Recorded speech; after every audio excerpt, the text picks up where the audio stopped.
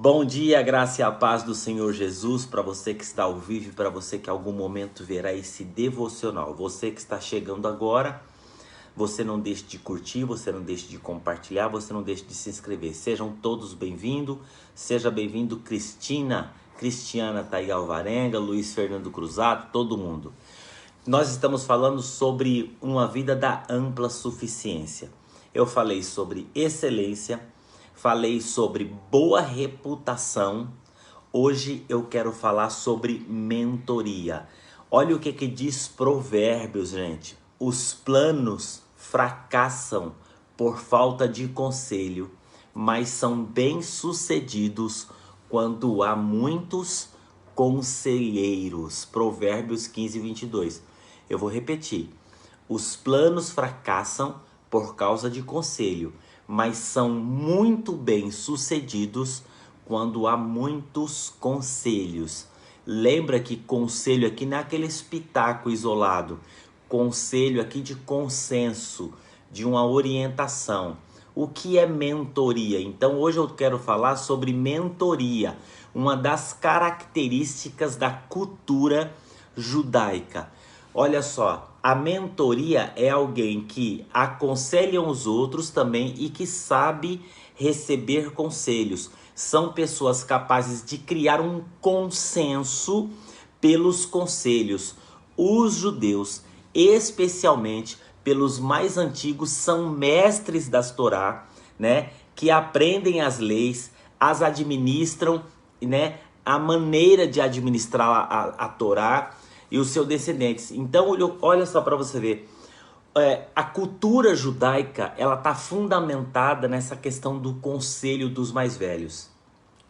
E aqui, Provérbios, ele fala que sem conselhos os projetos fracassam, mas com muitos conselhos há sucesso. Por exemplo, o filho de um judeu vai fazer alguma coisa, ele vai procurar o seu pai, ele vai procurar... o pai vai falar assim, ó, procura um especialista, fulano de tal é o melhor especialista, você procura aquele, procura esse, né? Por quê? Porque na multidão dos conselhos começa a surgir o quê? Sabedoria. A mesma coisa é na igreja, é na empresa, é na vida. Suponha que uma pessoa não tenha disposição para ouvir conselhos, de ouvir outras pessoas, de se assentar com pessoas, ouvir o que elas têm a dizer, ouvir o que elas têm a falar, né? Ouvir o que tem que expressar junto no mundo das ideias.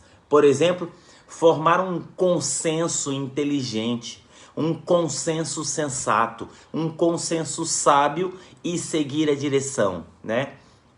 Então, uma historiadora diz assim, que os judeus, eles têm uma coisa assim de se assentarem ao redor da mesa e discutir as soluções, abrir as questões que serão tratadas.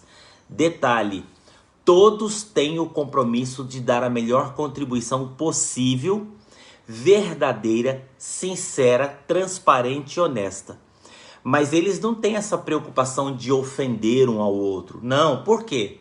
Porque eles estão acima disso, né? A verdade está predominando, a justiça está predominando. Nós precisamos entender, gente, que é o seguinte, que a gente tem que estar disponível a ser conselheiro e tem que estar disponível a ser aconselhado. Todos nós na vida, nós temos uma coisa chamada ponto cego. Você vai abrir uma empresa, você tem muita coisa que você não consegue entender, que você não consegue ver. É por isso que existe hoje no mundo algo chamado modelagem. Fernando tá aí, ele tem uma ótica. Eu quero abrir uma ótica.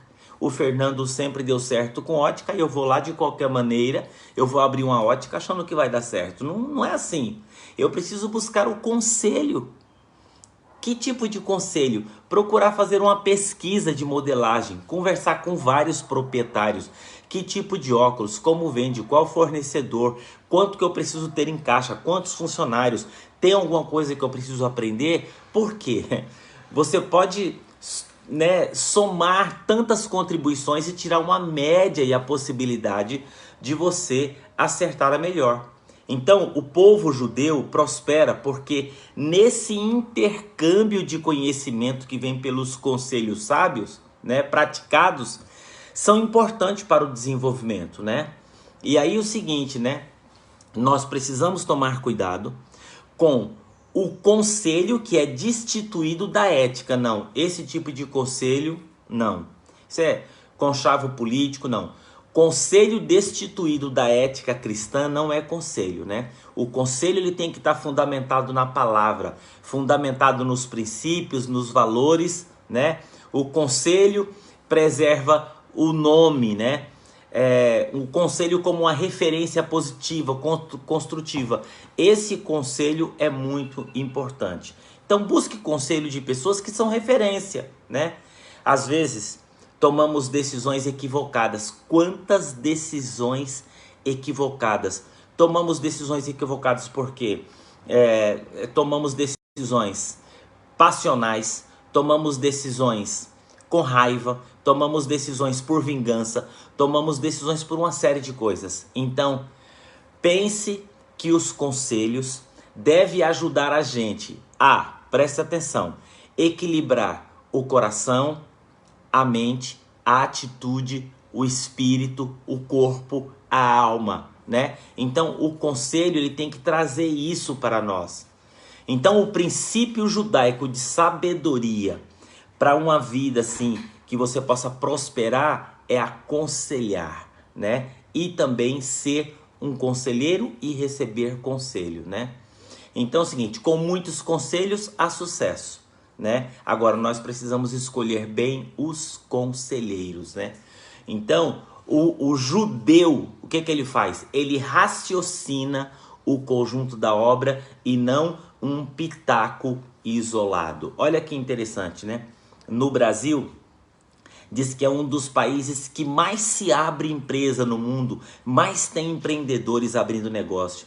Mas diz também que no Brasil é o lugar no mundo que mais se fecha empresa, mais se fecha um negócio. A pessoa começa daqui a pouco tá fechando, começa daqui a pouco não vai para frente. Por quê? Falta de conselho, falta de entender, falta de compreender. Vai começar uma empresa, não sabe quanto custa mês, não sabe quanto custa o aluguel, que tipo de contrato. Por quê? Porque a pessoa vai abrir um negócio de qualquer jeito e não vai para frente. Vamos olhar aqui a orientação da palavra do Senhor, né? Não dá, né, gente? A gente tem que fazer as coisas orientado, ó. Os planos fracassam por causa de conselho, mas são bem-sucedidos quando há muitos conselhos. Busque em oração. Sabe por quê? Olha o que a palavra de Deus diz, assim, que o homem antes de construir a torre, disse que ele calcula, para que ele não comece a construir, pare pelo meio do caminho, né? Por quê? Para que o ímpio não venha dizer, começou e não terminou. Então, é legal a gente começar uma coisa e fazer aquilo ir para frente, dar um passo de cada vez, mas na direção certa, devagarinho, mas construindo algo que é sólido, algo que é sustentável. Então, a orientação da palavra do Senhor é essa, onde há muitos conselheiros que criam um consenso, que traz discernimento para a alma, para o coração, para a mente, traz paz, né? E a coisa vai caminhando em nome de Jesus.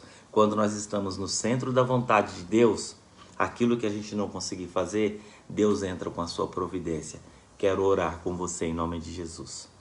Pai querido e amado, todos nós queremos ter uma vida de ampla suficiência financeiramente. Mas para isso, ó Pai, nós sabemos que tudo aquilo que nós vamos fazer, nós queremos sim ganhar dinheiro, nós queremos prosperar. Mas que nós não venhamos abrir mão dos conselhos sábios. Quanta coisa a gente já fez na vida que deu errado. E não é só nos negócios, nas relações, nas amizades, na família. Que nós possamos ter um coração sensível, quebrantado, humilde, para buscar muitos conselhos com homens e mulheres de Deus e sábia. Derrama da tua graça sobre nós. Nos dê um coração aprendiz. Nos dê disposição para ser aprendiz. E também nos dê disposição para que nós possamos aconselhar aqueles que não alcançaram ainda a sabedoria que nós temos na nossa vida. Oramos agradecidos em nome de Jesus. Você quer ter uma vida de autossuficiência, excelência, boa reputação? Busque bons conselheiros. Deus abençoe você, tenha um bom dia. Amanhã a gente fala sobre um outro assunto. Um abraço.